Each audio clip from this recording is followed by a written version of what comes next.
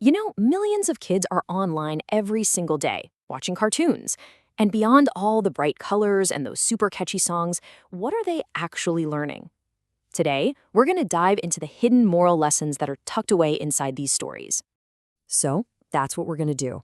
We're going to pull back the curtain on a few really popular Hindi children's stories and see if we can spot a pattern.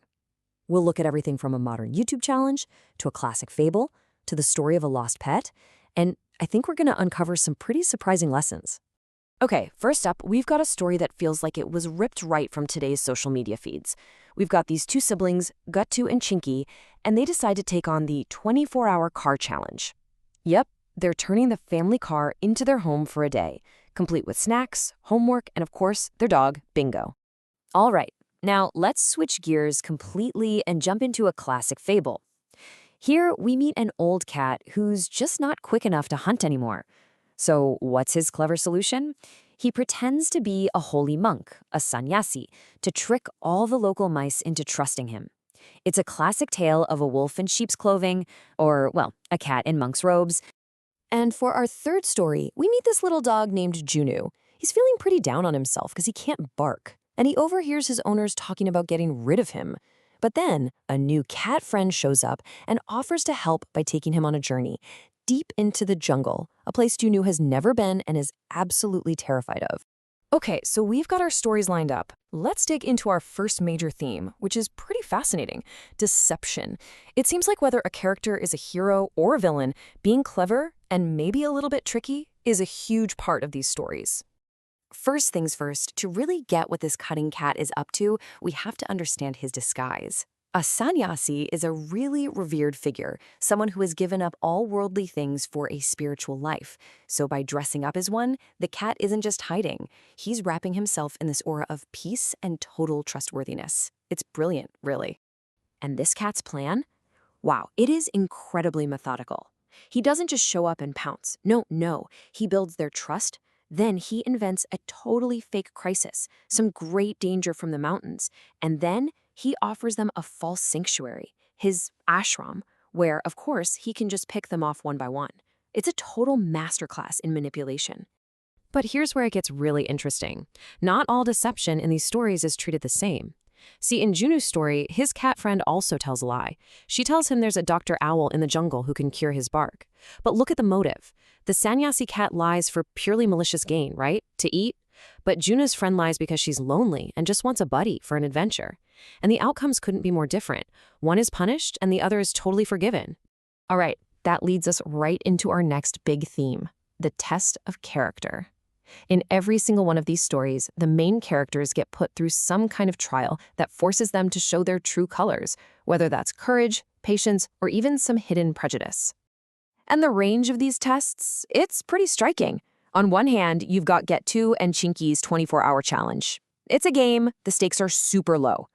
But on the other hand, you've got poor Junu, who has to face actual dangers like snakes and leopards in a scary, unfamiliar jungle. It's like a modern game of endurance versus a timeless test of pure survival. And the test can be social too. In another story, there's this little stray puppy who just wants to find a family, but the mother sees it as nothing but dirty, a source of disease. So this puppy isn't being tested by a jungle, it's being tested by prejudice. It has to prove its worth in a world that rejects it right from the start. So you see, each character gets a trial that's kind of custom made for them. Guttu and Chinky's biggest hurdle is what? A plate of spicy pasta. Meanwhile, you have other characters, like a captured parrot, facing the huge, fundamental loss of freedom and having to cleverly plot their own escape. This brings us to one of my favorite parts, and honestly, one of the most powerful tools in these stories, the twist ending. These narratives love to set you up for an expected outcome, only to completely flip it on its head to deliver a much deeper moral lesson. So let's go back to that 24-hour car challenge. After a plate of spicy pasta sent both kids running for the door, who actually won? Well, I can tell you it wasn't Guttu. And nope, it wasn't Chinky either. They both bailed at the exact same time, so it was a tie between them. But wait, that is not the end of the story. Their parents point out that there was actually a real winner. There was one contestant who stayed patient, followed all the rules perfectly, and never once left the car. It was Bingo, the family dog. It's such a great twist, and it teaches this really subtle lesson. Winning isn't always about being the loudest or the cleverest, but sometimes it's about quiet steadfastness. And you know what? This pattern of the little guy, the underdog, getting an unexpected win, it is everywhere in these stories. The weak mice outsmart the powerful sannyasi cat. The trapped parrot wins its freedom by faking an illness. And that dirty, stray puppy, he becomes the family hero by saving the very same child who was forbidden from even playing with him. So, what does this all add up to? When we connect all these threads, the deception, the character tests, the surprise endings, what are the core values really being taught to kids today? This table here, it just lays it all out so clearly. The modern card challenge teaches integrity.